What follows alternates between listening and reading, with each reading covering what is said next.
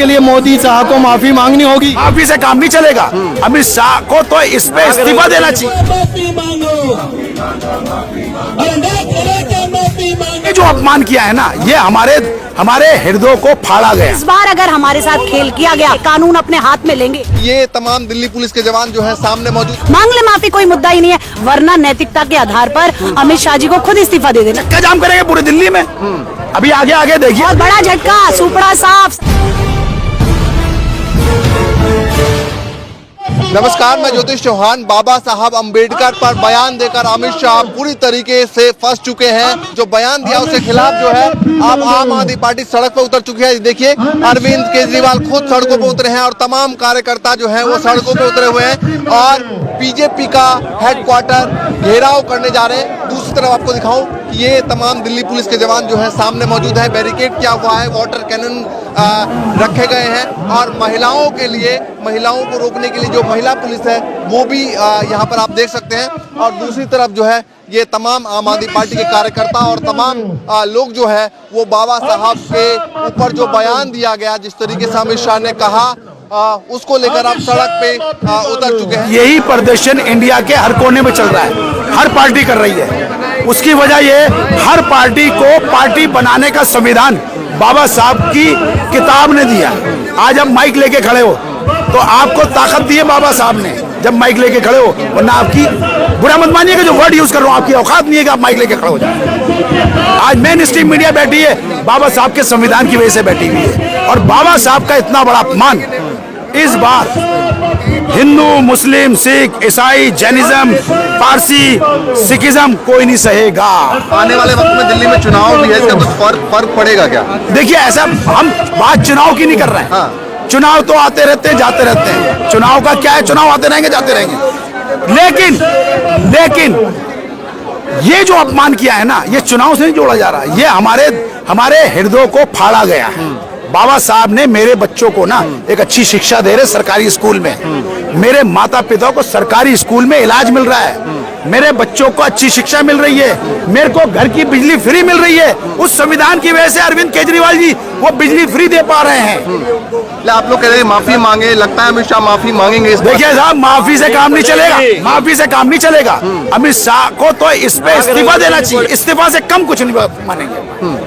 तो ये प्रदर्शन अभी रहेगा या आगे भी जारी रहेगा? बिल्कुल आगे जारी रहेगा। आज तो ने बोला है। हाँ। ये तो हम पूरा चक्का जाम करेंगे पूरे दिल्ली में।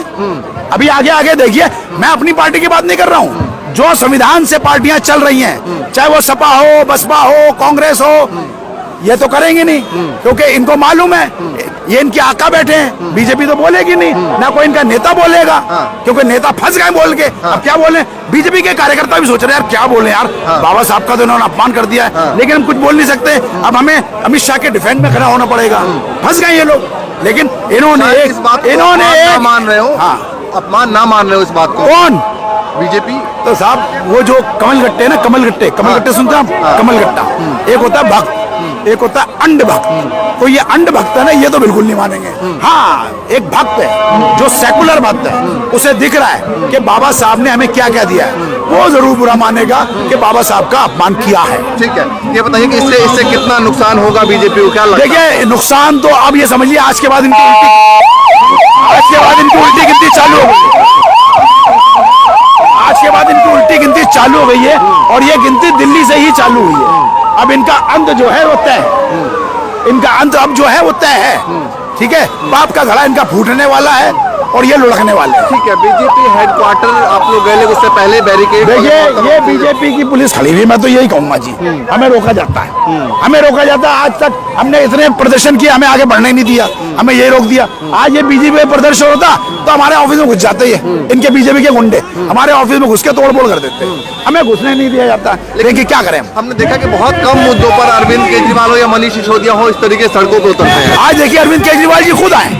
आज अरविंद केजरीवाल, अब आप समझिए कितना बड़ा मुद्दा है।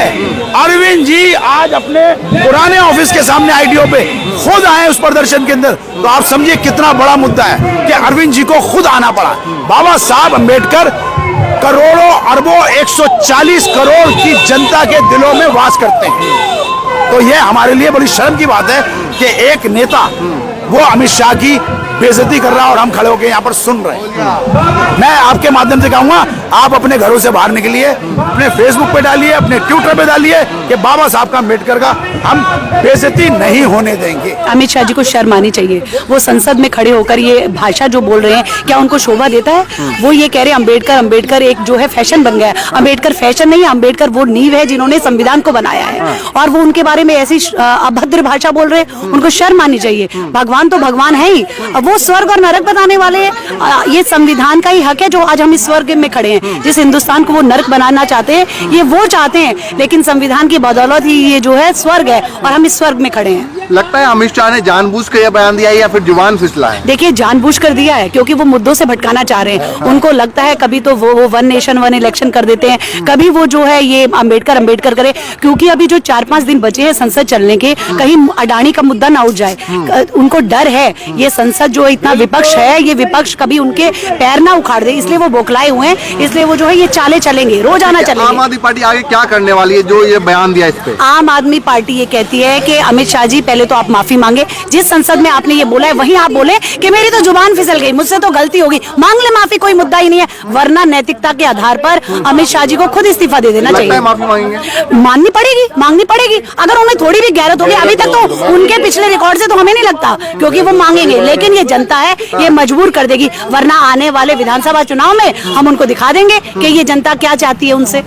आने वाले दिनों में चुनाव भी है, चुनाव में कितना फर्क दिखाई दे रहा है इस बार? देखिए, चुनाव में पहले हमारी 62 सीट थी दिल्ली में, अब आम आदमी पार्टी की 70 सीटें आने वाली हैं। और बीजेपी सरकार जो है चारों तरफ तो है, लेकिन वो भारत के दिल में नहीं आ पा रही है, और उनकी प्रॉब्लम ये है, अब वो चौथी बार भी हम लोग उनको यहाँ नहीं आने देंगे। और बीजेपी में मोदी जी के, आप जो है ये मोदी